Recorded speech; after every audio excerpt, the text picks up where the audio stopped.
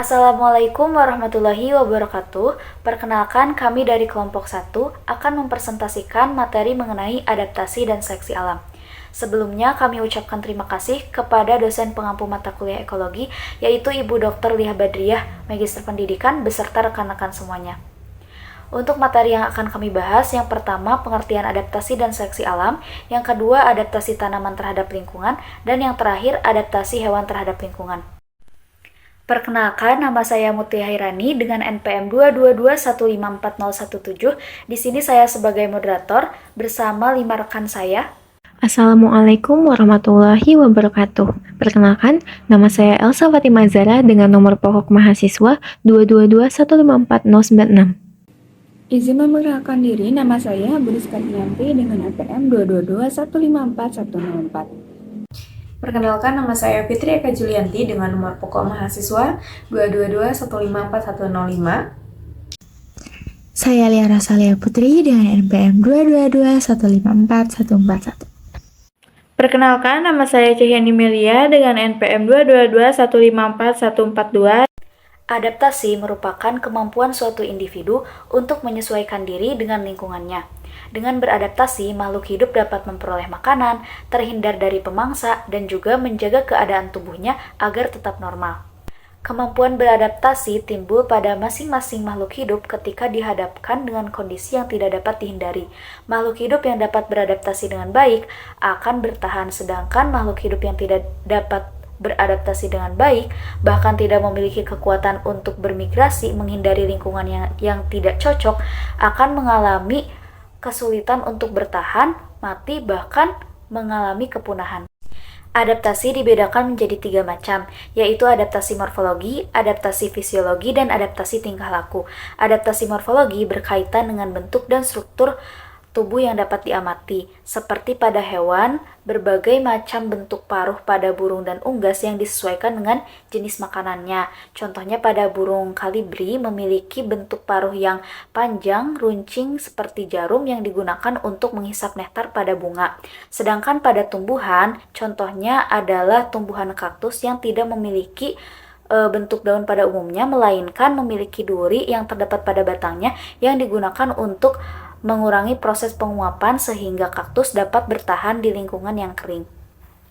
Yang kedua, adaptasi fisiologi, yaitu kemampuan menyesuaikan diri yang dilakukan makhluk hidup dengan menggunakan fungsi alat-alat tubuhnya. Adaptasi fisiologi lebih rumit karena berhubungan dengan fungsi fal di dalam tubuh. Contohnya reaksi-reaksi biokimia di dalam tubuh yang digunakan untuk menyesuaikan diri dari makanan maupun habitatnya. Contoh pada manusia, kandungan hemoglobin manusia yang hidup di dataran tinggi lebih banyak dibandingkan manusia yang tinggal di dataran rendah, karena di dataran tinggi kadar oksigennya lebih rendah sehingga untuk menyeimbangkannya diperlukan butiran darah dan hemoglobin yang lebih tinggi. Contoh pada hewan dilihat dari ikan yang hidup di air laut mengeluarkan urin yang lebih pekat dibandingkan dengan ikan yang hidup di air tawar. Hal tersebut merupakan proses osmoregulasi atau penyesuaian diri terhadap tekanan osmosis air yang dilakukan di dalam tubuh. Yang ketiga yaitu adaptasi tingkah laku, merupakan kemampuan makhluk hidup untuk berubah dan menyesuaikan perilaku mereka terhadap lingkungan sekitar. Adaptasi tingkah laku dapat terjadi pada semua tingkat kehidupan, mulai dari mikroorganisme, hewan, tumbuhan, hingga manusia. Contoh adaptasi ini pada tumbuhan yaitu pada pohon jati yang menggugurkan daunnya pada musim kemarau untuk mengurangi penguapan. Baik, di sini saya akan menjelaskan mengenai seleksi alam. Lalu, apa sih seleksi alam itu? Nah, seleksi alam adalah teori yang menjelaskan bahwa setiap makhluk hidup yang tidak bisa menyesuaikan ataupun tidak bisa beradaptasi dengan lingkungannya, maka lama-kelamaan makhluk tersebut akan punah. Lalu, seleksi alam yang secara paling ringkas didefinisikan sebagai reproduksi diferensial genotip, yaitu dijelaskan oleh Charles Darwin dalam bukunya Origin of Species yang pertama kali diterbitkan pada tahun 1859. Lalu, seleksi alam terjadi ketika kriteria berikut terpenuhi dalam suatu populasi individu yang berinteraksi. Yang pertama, adanya variasi fenotipik. Yang kedua, variasi fenotipik ditentukan secara genetis. Ketiga, variasi fenotipik menghasilkan variasi pada beberapa komponen kebugaran, seperti kelangsungan hidup ataupun keberhasilan perkawinan, dan pada akhirnya dinyatakan sebagai reproduksi diferensial. Adapun teori seleksi alam yang didasarkan pada 3 prinsip utama. Yang pertama, setiap generasi menghasilkan keturunan dalam jumlah yang banyak melebihi kapasitas dukungan sumber daya yang terbatas seperti makanan, air, tempat teduh, dan pasangan kawin. Yang kedua, dalam populasi keturunan yang besar terdapat varian yang dapat diwariskan. Dan yang ketiga, terjadi kompetisi untuk keberlangsungan hidup, sehingga varian-varian yang lebih sesuai dengan lingkungan tertentu akan berhasil dan mewariskan sifat-sifat adaptif mereka kepada keturunannya. Adapun macam-macam seleksi alam, yaitu yang pertama, seleksi terarah, terjadi ketika kondisi lingkungan mengalami perubahan, sehingga memberikan tekanan seleksi pada suatu jenis. Hal ini mendorong spesies untuk beradaptasi dengan kondisi baru. Nah, di dalam populasi terdapat variasi individu yang mencakup rentang fenotip berdasarkan suatu karakteristik tertentu. Ada situasi di mana individu yang berada pada satu ekstrim dari kisaran fenotip lebih diunggulkan dibandingkan dengan yang lainnya. Hal ini seringkali dipicu oleh perubahan dalam lingkungan sekitarnya. Sebagai contoh, revolusi industri di Britania Raya menyebabkan evolusi populasi nyengat dengan melanisme industri yang mengakibatkan perubahan warna yang lebih gelap. Perubahan fenotip ini sering disebut sebagai pergantian ciri yang merupakan hasil dari seleksi berarah. Oleh karena itu, seleksi berarah merupakan kekuatan dinamis yang menyebabkan perubahan progresif dalam genotip yang pada akhirnya memicu perubahan evolusioner. Yang kedua, seleksi stabilisasi, yaitu suatu bentuk seleksi alam yang terjadi secara menyeluruh dalam populasi dan cenderung mengurangi keberagaman ataupun perbedaan yang terlalu signifikan di dalam kelompok. Nah, hal ini bertujuan untuk menjaga kestabilan dalam populasi dengan dampak mengurangi kemampuan untuk menghasilkan variasi fenotip sehingga peluang mengalami perubahan evolusi menjadi lebih terbatas. Nah, dalam proses ini, seleksi alam bekerja untuk menghilangkan individu yang memiliki fenotip di kedua ujung spektrum, sekaligus meningkatkan kesuksesan reproduksi individu yang memiliki fenotip mendekati nilai rata-rata. Konsekuensinya, seleksi alam menjadi kekuatan yang berperan dalam mempertahankan keadaan yang stabil pada suatu periode waktu tertentu. Sebagai contoh, baik ekor panjang maupun ekor pendek dianggap tidak menguntungkan bagi tikus. Yang ketiga, seleksi disruptif, yang mana meskipun kurang umum, seleksi ini memiliki peran penting dalam mendorong evolusi. Nah, jenis seleksi ini dapat terjadi ketika faktor-faktor lingkungan mengambil beberapa bentuk yang berbeda. Lalu, terdapat situasi khusus di mana individu di kedua ujung rentang fenotip cenderung lebih sesuai daripada yang berada di tengah-tengahnya. Nah, fenomena ini dikenal sebagai seleksi disruptif ataupun seleksi terganggu. Nah, contoh dari seleksi alam dapat dilihat pada populasi kupu-kupu biston betularia di Inggris.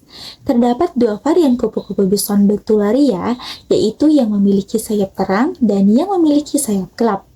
Pada awalnya, lingkungan yang bersih di Inggris sangat mendukung adaptasi kupu-kupu dengan sayap terang. Lalu, dengan meningkatnya limbah jelaga industri yang mencemari pepohonan, maka lingkungan tersebut berubah menjadi gelap, menciptakan kondisi yang mendukung adaptasi kupu-kupu dengan sayap gelap daripada sayap terang. Nah, akibatnya populasi kupu-kupu dengan sayap gelap mengalami peningkatan yang signifikan. Lalu, sementara populasi dengan sayap terang mengalami penurunan yang drastis. Baik, materi selanjutnya adalah mengenai adaptasi pada tumbuhan. Nah, seperti yang kita tahu, makhluk hidup itu akan selalu melakukan adaptasi terhadap lingkungannya, termasuk pula tumbuhan. Karena semakin besar kemampuan makhluk hidup untuk beradaptasi, maka semakin besar pula kesempatan untuk keberlangsungan hidupnya. Dengan kemampuan adaptasi yang baik, makhluk hidup itu dapat bertahan hidup di berbagai tempat. Terdapat berbagai macam bentuk adaptasi pada tumbuhan. Yang pertama itu ada fisiologi, adaptasi morfologi, serta adaptasi tingkah laku. Nah, berikut akan saya bahas satu persatu. Yang pertama itu adalah adaptasi fisiologi yang dimana merupakan suatu bentuk penyesuaian makhluk hidup terhadap lingkungannya dengan fungsi fisiologis. Adaptasi ini memungkinkan makhluk hidup untuk melakukan modifikasi pada berbagai tingkat tubuhnya, seperti sel, jaringan, ataupun organ hingga tercapai keefektivitasan fungsi fisiologisnya. Beberapa contoh dari adaptasi fisiologis pada tumbuhan itu adalah stomata dan juga tumbuhan C3, C4, dan CAM. Nah, yang pertama ini adalah stomata, yang dimana stomata ini merupakan celah pada lapisan epidermis yang dibatasi oleh dua penjaga. Stomata ini berperan penting dalam proses pertukaran gas dan juga transpirasi pada tumbuhan. Pada saat pertukaran gas, celah pada stomata ini akan membuka dan menutup, yang dimana dia dibantu oleh sel penjaga dengan tekanan turgor. Selain pertukaran gas, stomata juga berperan dalam transpirasi atau penguapan air pada tumbuhan. Salah satu bentuk adaptasi fisiologis oleh stomata yaitu pada tumbuhan xerofit, yang dimana sebagian besar stomatanya itu terletak di lapisan epidermis bawah dan tidak terekspos oleh sinar matahari secara langsung. Nah, hal ini tuh bertujuan untuk mencegah terjadinya penguapan air secara berlebihan, mengingat bahwa tumbuhan xerofit ini tinggal di lingkungan yang kering dan juga gersang. Nah, selanjutnya itu adalah tumbuhan C3, C4, dan CAM, yang dimana ini tuh merupakan jenis tumbuhan yang dibedakan berdasarkan cara fotosintesisnya yang disesuaikan dengan lingkungan tempat tinggal mereka, seperti kekurangan air ataupun suhu yang tinggi. Nah, untuk tumbuhan C3 sendiri itu dia masih melakukan proses fotosintesis sederhana dengan penggunaan kadar air yang normal. Sedangkan pada tumbuhan C4 dan CAM mereka memiliki adaptasi khusus, yaitu dengan melakukan fiksasi karbon lebih awal pada malam hari, karena kondisi malam hari itu yang dingin dan juga lembab sehingga tidak banyak air yang hilang. Kemudian pada siang hari akan dilanjutkan dengan fotosintesis dan stomatanya itu dapat tertutup agar tidak terjadi proses penguapan berlebih dari proses fiksasi karbonnya. Selanjutnya adalah adaptasi morfologi, yang dimana ini tuh merupakan bentuk penyesuaian makhluk hidup terhadap lingkungannya dengan menggunakan bentuk dan struktur tubuh untuk bertahan hidup. Nah, pada tumbuhan, struktur tubuh seperti akar, batang, daun, bunga, serta diferensiasinya itu dapat dimodifikasi untuk beradaptasi. Contohnya adalah tumbuhan xerofit, higrofit, dan juga hidrofit yang akan saya bahas sebagai berikut. Nah, yang pertama itu adalah tumbuhan xerofit. Tumbuhan xerofit ini merupakan tumbuhan yang dia itu hidup di habitat darat dengan lingkungan yang kering dan juga keterbatasan ketersediaan air. Dan biasanya itu dapat ditemukan di daerah gurun ataupun daerah savana yang gersang. Nah, pada tumbuhan xerofit ini, mereka memiliki daun yang biasanya kecil, tebal, dan juga memiliki lapisan lilin, yang dimana itu untuk mengurangi proses penguapan dari daunnya. Selain itu, daunnya juga biasanya dapat termodifikasi menjadi duri ataupun bulu. Contohnya itu seperti pada kaktus. Duri pada kaktus itu sebenarnya merupakan suatu daun yang sudah termodifikasi. Nah, kemudian batang dari tumbuhan xerofit itu juga biasanya seperti spons, karena dia itu berfungsi untuk menahan air di dalam batang. Lalu tumbuhan xerofit juga biasanya memiliki akar yang panjang dan juga tersebar luas. Nah, hal ini itu berfungsi untuk memaksimalkan cakupan bidang dari penyerapannya, karena dikarenakan lingkungan mereka itu memiliki kadar air yang sedikit, maka akar dari tumbuhan xerofit ini akan mencoba untuk memperluas bidang penyerapannya sehingga air yang dapat diserap lebih banyak. Ya, baik. Selanjutnya itu adalah tumbuhan higrofit, yang dimana tumbuhan higrofit ini merupakan tumbuhan yang hidup di habitat darat namun dengan lingkungan yang memiliki tanah yang lembab dan juga memiliki banyak ketersediaan air. Nah, salah satu bentuk adaptasi morfologi dari tumbuhan higrofit itu terdapat pada akarnya, yang dimana akar dari tumbuhan higrofit itu biasanya merupakan tipe akar nafas, yang dimana dia berfungsi untuk memaksimalkan penyerapan oksigen di dalam tanah yang basah. Kemudian selain itu memiliki juga batang yang berongga, dan juga daun yang lebar dan tipis. Ya, baik selanjutnya itu adalah tumbuhan higrofit yang dimana tumbuhan higrofit ini merupakan tumbuhan yang dia hidup di habitat darat, namun dengan keadaan lingkungan yang dimana memiliki tanah yang basah dan juga lembab dan banyak ketersediaan air. Nah, salah satu bentuk adaptasi morfologi pada tumbuhan higrofit ini biasanya mereka memiliki akar yang bertipe akar nafas yang dimana ini tuh fungsinya untuk memaksimalkan penyerapan oksigen di dalam tanah yang basah. Nah, selain itu tumbuhan higrofit juga memiliki batang yang berongga dan juga daun yang lebar dan juga tipis. Nah, hal ini berfungsi supaya mereka dapat memaksimalkan penyerapan cahaya pada saat proses fotosintesis. Di sini saya akan membahas mengenai apa itu adaptasi morfologi tumbuhan air dan juga apa itu adaptasi tingkah laku tumbuhan. Nah, mungkin sudah dibahas oleh rekan saya sebelumnya apa itu adaptasi morfologi. Dan di sini saya akan membahas mengenai apa itu adaptasi morfologi pada tanaman yang hidup di air. Jadi, adaptasi morfologi tanaman di air ini mengacu pada perubahan struktur fisik yang memungkinkan mereka untuk hidup dan berkembang di lingkungan air. Nah, kemampuan beradaptasi ini sangat penting bagi tanaman air karena lingkungan air ini berbeda secara signifikan dari lingkungan darat. Tanaman yang tergolong kategori hidrofit ini melakukan penyesuaian anggota tubuh atau adaptasi morfologi dengan mengubah bentuk dan fungsi tubuhnya seperti akar, batang, dan daun. Yang pertama itu akarnya tipis agar dapat memudahkan air tersebar ke dalam daun. Lalu akar juga memiliki fungsi untuk membatasi penyerapan air yang terlalu banyak pada tubuhnya. Lalu ada batang. Batang ini mempunyai rongga udara di dalam tubuhnya ini sehingga tidak mudah untuk tenggelam di dalam air. Jadi suatu tanaman itu bisa mengapung. Lalu, daun yang lebar membantu tumbuhan menyerap lebih banyak sinar matahari. Lalu, daun ini mempunyai banyak stomata di kedua sisinya dan selalu terbuka. Terdapat juga bulu-bulu halus pada batang daun untuk membantu tumbuhan menyerap air. Selain itu, terdapat kutikula tebal. Nah, kutikula yaitu lapisan lilin yang melapisi daun batang tumbuhan. Jika pada tumbuhan air, kutikula yang tebal ini membantu mencegah tumbuhan kehilangan airnya. Juga terdapat beberapa contoh tanamannya yaitu eceng gondok, teratai, dan hidrilla. Lalu ada adaptasi tingkah laku pada tanaman.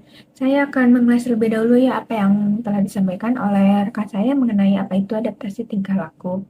Jadi, adaptasi tingkah laku yaitu kemampuan makhluk hidup untuk berubah dan menyesuaikan perilaku mereka dengan lingkungan sekitarnya. Hal ini dilakukan untuk memaksimalkan peluang bertahan hidup dan juga reproduksi. Lalu jika adaptasi tingkah laku tumbuhan merupakan penyesuaian diri yang ditunjukkan dengan tingkah lakunya terhadap lingkungannya. Tumbuhan juga sama seperti halnya manusia dapat mengubah perilakunya untuk bertahan hidup. Lalu di sini saya akan memberikan contoh bagaimana tumbuhan ini dapat mengubah perilakunya untuk bertahan hidup. Yang pertama itu ada pohon randu atau pohon jati, pasti kalian juga telah mengenalnya ya. Nah, pohon jati ini beradaptasi dengan menyesuaikan musim yang datang. Bila musim hujan atau lembab, pohon tersebut memiliki daun yang lebat dan rimbun. Sedangkan saat kemarau, daun yang awalnya rimbun ini akan mulai berguguran. Nah, menggugurkan daun saat kemarau ini dilakukan agar penguapan yang terjadi melalui daun ini bisa berkurang. Lalu bunga matahari. Bunga matahari ini dapat beradaptasi dengan cara menyesuaikan diri terhadap sinar matahari dengan mengikuti arah gerak matahari. Nah, sehingga mereka ini dapat memaksimalkan paparan sinar matahari. Lalu ada putri malu. Daunnya ini menutup ketika disentuh karena perubahan tekanan turgor tulang daun. Jadi apabila daunnya disentuh, rangsangan mekanisnya ini menyebabkan ion-ion mengalir keluar dari sel-sel tulang daun, lalu mengakibatkan kehilangan air sehingga tangkai daunnya mengatup. Baik, di sini saya akan menjelaskan mengenai adaptasi hewan terhadap lingkungan. Nah, adaptasi hewan terhadap lingkungan ini adalah cara organisme merespon tekanan lingkungan untuk bertahan hidup dan melindungi diri dari serangan. Kemudian, adaptasi hewan ini dibedakan menjadi 3 jenis. Yang pertama ada adaptasi fisiologis, yang kedua ada adaptasi perilaku, dan yang ketiga ada adaptasi morfologi.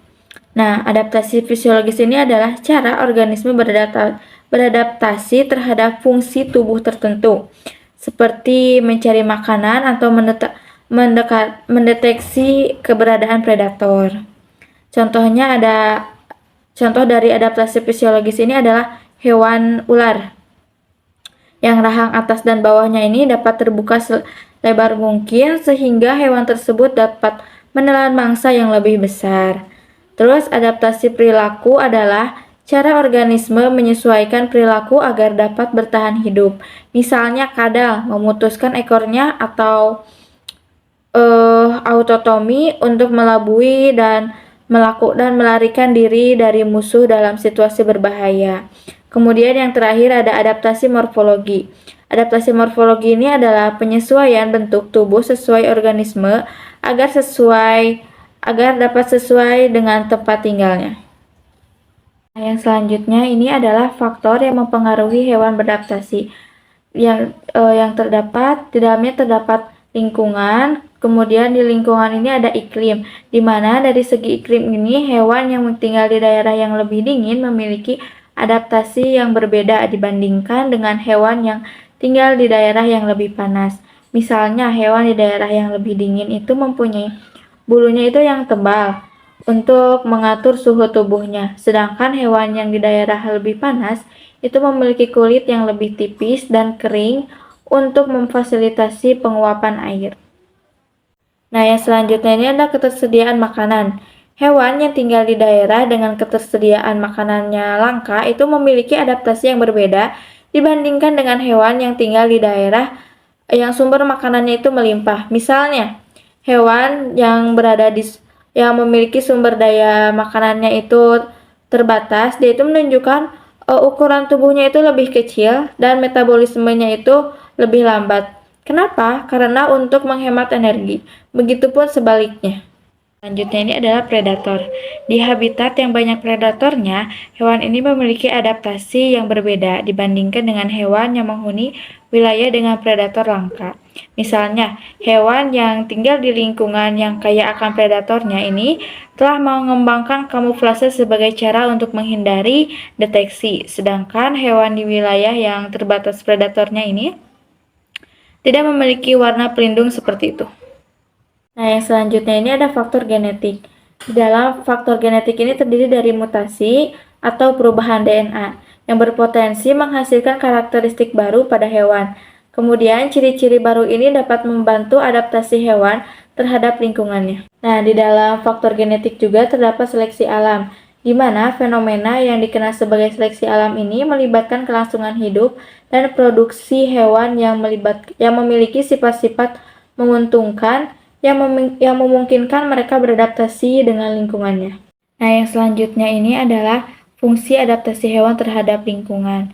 Nah, fungsi adaptasi hewan ini sebenarnya ada 7, tapi saya hanya akan membahas 3 saja. Yang pertama adalah keselamatan dan pelindungan. Hewan memanfaatkan adaptasi ini untuk memastikan keselamatan dan perlindungan mereka. Kemudian melindungi dari predator dan berbagai bahaya dari lingkungannya. Contoh utama dari hal ini adalah kemampuan bunglon yang luar biasa. Nah, kemampuan bunglon ini untuk mengubah warnanya sehingga memungkinkan mereka menyembunyikan diri secara efektif dari potensi ancaman. Nah, yang kedua adalah pencarian makanan. Hewan menggunakan berbagai adaptasi untuk mencari makanan. Contohnya adalah paruh burung.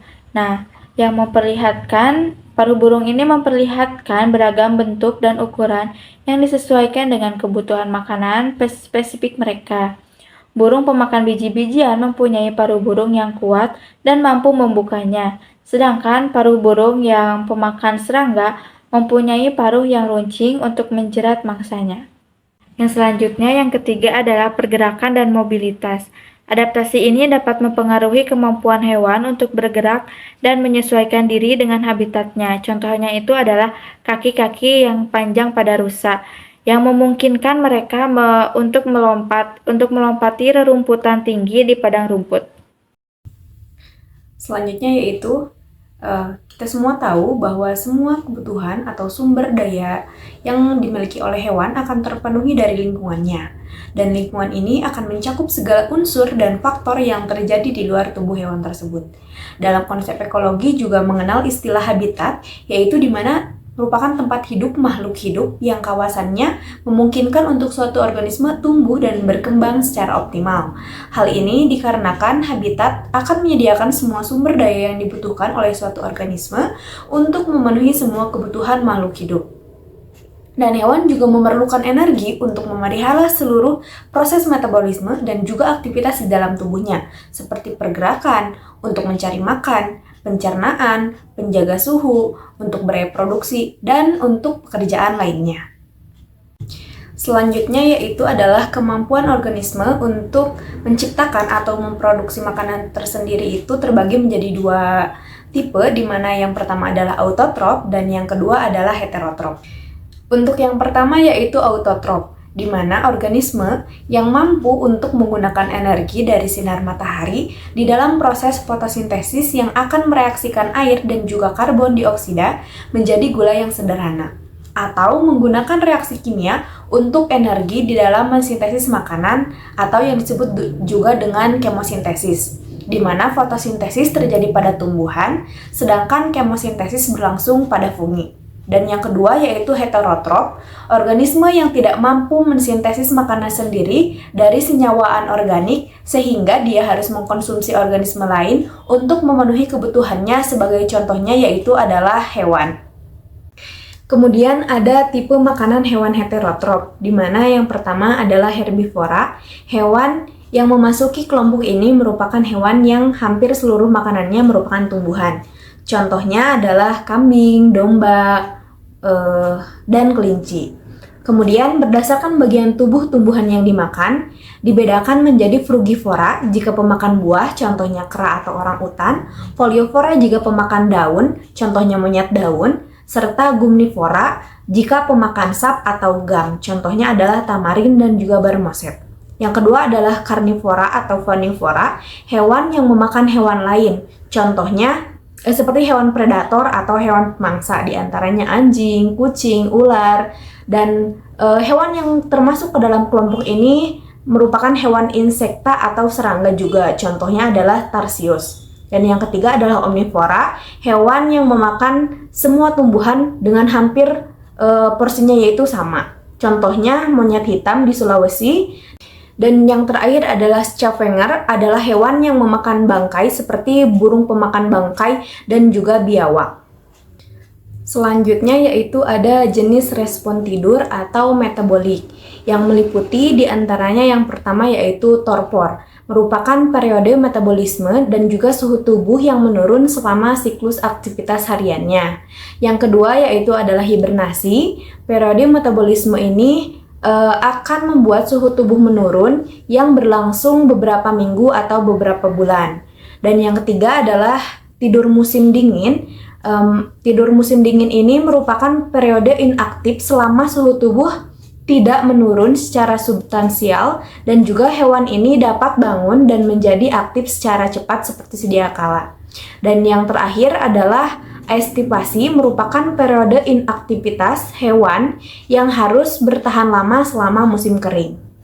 Untuk selanjutnya yaitu adalah adaptasi morfologi, di mana yang pertama adanya modifikasi alat gerak atau ekstremitas, di mana pada alat gerak hewan akan mengalami sebuah modifikasi bentuk sesuai dengan fungsinya. Sebagai contohnya yaitu adalah tungkai pada kelelawar yang akan berubah bentuk menjadi bentuk parasut sesuai dengan fungsinya untuk terbang. Kemudian ada juga tungkai ular yang akan mengalami kemunduran atau rudimenter untuk fungsinya itu sebagai cara untuk berjalan atau merayap. Dan kemudian ada tungkai pada paus dan juga lumba-lumba serta duyung yang akan berubah menjadi bentuk model dayung untuk alat untuk berenang. Dan juga yang kedua adalah modifikasi bentuk dan ukuran paruh burung, di mana bentuk dan ukuran paruh burung ini akan menggambarkan bentuk adaptasinya terhadap jenis makanannya. Sebagai contohnya yaitu adalah model paruh yang tebal dan juga bengkok dengan ujung yang runcing pada burung kakatua itu akan diadaptasikan untuk fungsi mencongkel sepertinya buah, dan juga untuk paruh yang tebal dan juga sangat runcing serta tajam akan menggambarkan fungsinya sebagai burung pemakan daging. Contohnya pada burung-burung predator. Kemudian ada juga paruh yang kecil serta pendek pada burung-burung pemakan biji, dengan juga ada paruh yang dengan bentuknya itu panjang namun runcing pada burung pemakan nektar. Dan ada juga paruh yang membentuk meruncing dengan panjang tapi sedang, contohnya pada burung pemakan serangga. Dan juga ada paruh burung yang akan berbentuk melebar, contohnya pada itik untuk pencari makan. Caranya untuk mencari makan pada perairan dan juga rawa-rawa. Untuk pembahasan selanjutnya yaitu adalah morfologi bentuk gigi. Bentuk gigi pada hewan akan mengalami modifikasi sesuai dengan fungsinya. Contohnya pada ular yang berbisa seperti kobra. Kobra memiliki sepasang taring yang mengalami modifikasi menjadi bentuk jarum suntik atau solenoglifa untuk memasukkan atau menyemprotkan bisa ke dalam tubuh mangsanya. Contoh yang kedua yaitu pada ular sanca atau Python reticulatus, di mana memiliki susunan gigi yang tersusunnya itu berderet dengan arah ujung gigi yang menghadap ke belakang atau kepada saluran pencernaan yang fungsinya untuk menangkap dan juga memegang mangsanya agar tidak terlepas. Kemudian ada morfologi pada kaki, sebagai contohnya pada kaki ayam yang diadaptasikan untuk fungsi mengais, kaki maleo yang juga diadaptasikan untuk menggali tanah, dan juga kaki burung predator misalnya pada elang dan juga burung hantu yang memiliki struktur kokoh dan juga cakar yang tajam yang dipergunakan untuk menangkap dan juga membunuh mangsanya. Kemudian ada kaki angsa yang juga mengalami modifikasi dengan tumbuhnya selaput renang untuk membantunya dalam berenang. Kemudian ada gambar tipe kaki aves yang A itu adalah anisodaktil, B itu zigodaktil, C heterodaktil, D sidaktil, dan juga E pamprodaktil. Terus ada tipe selaput pada kaki aves, yang pertama yaitu adalah palmata dan yang B itu adalah totipalmata.